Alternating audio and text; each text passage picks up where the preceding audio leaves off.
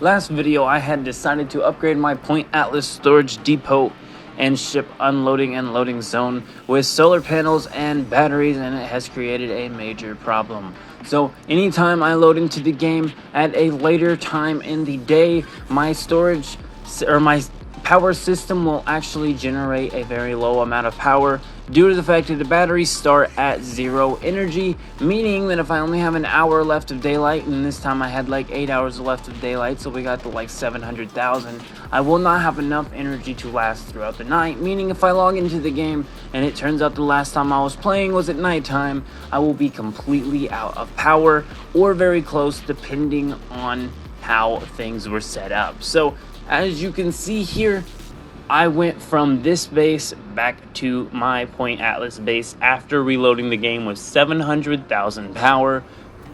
That is the only thing, is the time of the portal, and well bang, we're already at only 100,000 power. Where'd 600,000 power go?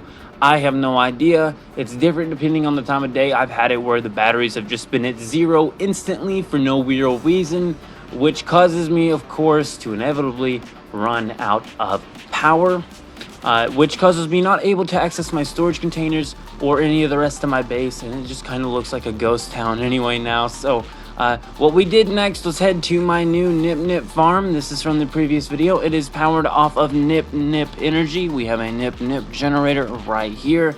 This farm is runnables in forwards and back, meaning you can take the portals from the center of the base or from the landing pad area and harvest the entire farm and be able to exit it from either way you take it. Pretty cool. The whole thing's pretty cool. I also want to mention we are going to be showing the glyphs to the system to all of my Nip Nip farms, but before we do that, I want to go ahead and explain to you my new storage system. It's going to be Starship based. I decided this when I realized that I was just starting to offload a bunch of crap to my starships anyway, and the fact that starships can be upgraded and the fact that you can expand their inventories to larger amounts than what storage containers can even hold gave me the idea to use starships as my storage containers. I already do that for my smeltery ship, however I haven't had it renamed in a minute because I did a ship showcase, so I need to rename it to smeltery again. But besides that, these are all my ships. They're all already loaded full of crap because my raw materials and my crafting materials drawers, even though I already have 2 of them, are already full, and there's no need to have more than one thing for raw materials and crafting materials if I can just use a starship. You get me?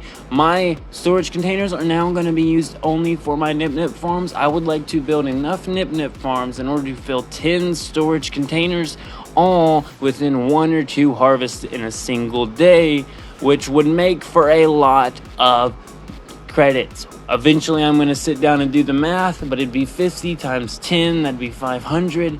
500 times 20, that would be 1,000.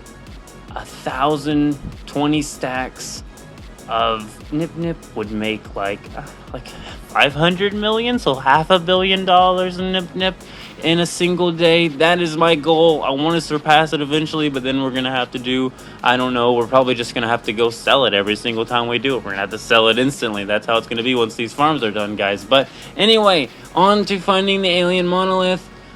Here we found it, and we are going to go ahead and interact with it one more time. We made the mistake of hopping in our ship the first time, actually. I thought that was kind of funny. We ended up finding another one anyway, gave it the Viking dagger, and it told us where our portal was.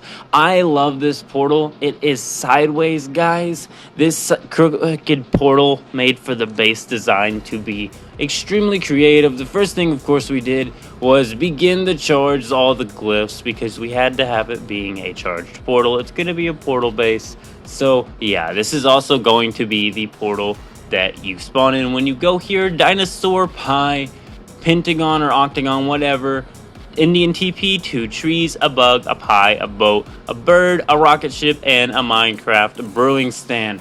Did y'all get that? I hope so. If not, go back and pause. Anyway, so this is how it is. It's sloped, so we had to turn our stone floor panels a certain way by clicking the shift button, using the mouse scroll wheel. Clicking it again, you can scroll all the axes for this specific type of item. So we then went and placed it around the portal, filling the entire floor, making for a perfect floor for our new base. The base was going to be this entire portal. Hopefully y'all understand that now. What we're doing here now is creating an area for 5 landing pads. I'm going to start with 5 docks. That's how it's going to work. I'm going to have more ships so I can just continuously add ships with different names. So when I'm looking in my UI, I see the name of the ship. It tells me what it is. I summon it, and then I go summon it to one of the pads, and then it's on docking pad 0 first, then docking pad 1, etc., etc. We will see that in a bit, but for now, that is the wall done there. We had to build 2 different walls, and then we had to figure out a way of making it level so that we could put a level roof on it, and also what to do with the center portal, but that is all yet to come. We also went ahead and summoned a ship onto a landing pad because some random trader ship had landed on one of our pads already. This place should also make for a decent place to sell our nip, so that should work out. Now, here's how it's looking so far. I'm really loving this even just now. It also is just in front of a mountain. I love it. It's kind of hidden out of the way, and it's my entire nip storage area. So it's all powered by nip. As always, guys, I like to make nip power builds. I'm sorry, nip energy is the future. Accept it or accept it. That's all I got to say. So we then began to decorate the entire thing. We tried a couple different things.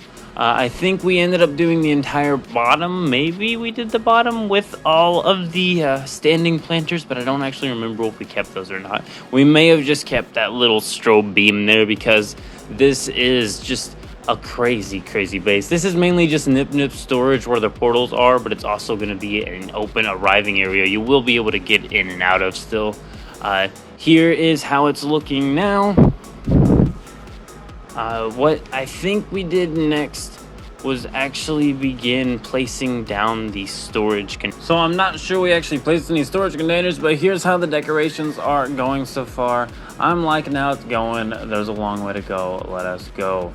So this right here is actually going to be the start of the next wall. I'm thinking this is pretty close into the beginning of the build, though. There is a lot to come here when it comes to this wall. However, we should be seeing that shortly. Right here is just making sure the floor met with these boxes perfectly so that nothing was weird or sticking out too badly. Because that is the main factor I look into in my bases, is I don't want anything looking bad on the outside and good on the inside or anything like that. I try and make them all look as good as possible. Here's how it's looking. You're starting to get the idea of what the base is going to go. One thing I will say is that the space police always want to be harassing me about one thing and one thing only, and that's that I just happen to always have some nip on my inventory. I cannot wait till I just have 10 storage containers worth of a freighter full of area to go stow all of my beautiful nip to, because that will avoid all of this. A stash spot and you'll never have to deal with them again. Here we go, we're running from the police. This was a pretty quick one. We got away pretty quickly from that guy. We got into our hyperdrive and another guy was after us. We kept our hyperdrive on as long as possible, and by the time he actually got to pull us over, we were right in front of the space station. So of course we refused to comply, and we booked it to our space station, where we would be heading to our Point Atlas base to be, like I said before, deleting it. Here we go. I am going to be missing this base. Here's one last shot. Link down below to the video covering the showcase of this wonderful base. Goodbye, previous storage depot. We have a new system now. So just want to say this hole in the ground here, just showing the shape of Point Atlas, was almost just like the ghost of Point Atlas. For as soon as logging off, that's gone forever. So as you can see here, this is now finally the building of the next wall. I went a little crazy here with the idea for a second. I thought I was going to build it all the way up to the top of the monolith, that just didn't really seem like a good idea. But hey, at least I got a rough estimate of how many up I was going to have to go with something else on the monolith. The next thing we did is worry about building these side walls and of course the secondary layer wall. I liked how I created the shifted floor wall sort of thing. I think it kind of goes along with the theme of how a monolith is, and it has all of our landing pads on it still. Here's where we placed our storage containers. Those are all just nip storage containers. We also used some wood walls here to go ahead and build a wood wall structure around these storage containers and around a few other parts of the base, also allowing us to create a spot where a bunch of capacitors and such are going to be placed that are all harvesting the power of Nip in order to power this small storage depot. We didn't go too crazy on the tech here, but I will say we did use quite a few exotic decorations and do quite a few wonderful things when it came to this build. We also did a lot of decorations here that ended up getting deleted because we deleted some glass, and when you delete a glass cube, it will actually take away some things. Some of them stayed, and it kind of created like this techie looking vibe to it anyway. You will see what we came out with in the end though. I did like how this was, but there was a wee bit too much decorations, and it kind of adds like a breakup of different things to the look of the outside of this base. Y'all will see in a minute. Here's how the storage container area is looking, and here is how this area is looking. Pretty as did this little area here. Once again, some of that did get placed over with the glass placing here. We then began to place some glass down here. We glassed off this entire roof here. I'm not sure if this shot shows all of it. I'm not sure if we showed that again. We also put some caps over the wooden part so that we could use that as an area to show all the tech there. We also did some more glass placing, though I'm not sure we kept all of it. Some of it did have to be cleaned up. We even had to go under and clean some of it up under there as well. I have not placed any stilts under these yet. I think I'm actually going to place some stilts before we do any sort of cinematic showcase. However, the base was basically done by the time we are done with this current period. So right here we were placing teleporters, it looks like, and also opened up the glass enclosing on top. We are going to be placing all sorts of different decorations in there, allowing for even more sweet decorations to begin. As you can see, we needed to patch up some work on the monolith still and go ahead and enclose all four sides of it. That was going to be important. Here was the decorating of the interior here. We also ended up putting a portal in here. I'm not sure if that's this clip or the coming up clip. And as you can see there, the monolith has some walls now, I think.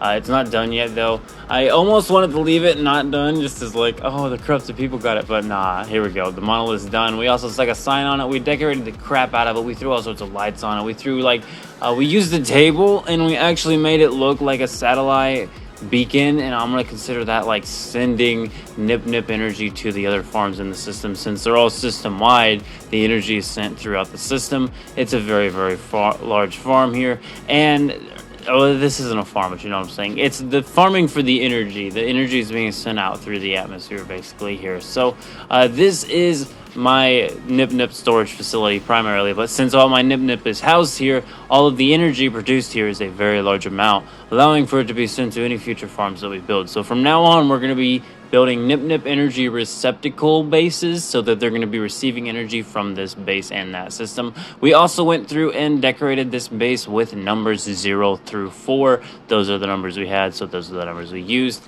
I do want to update one of those portals to where it says 0 to the 4, just so that I know that will take me back to portal 4. All 5 of the landing pads actually loop so that you can go 1, 2, 3, 4, 5 in continuation, with one pad being forward, one pad being back on every single landing pad. It's pretty cool. Also, we decorated this area. Here's how the decorations were starting to look.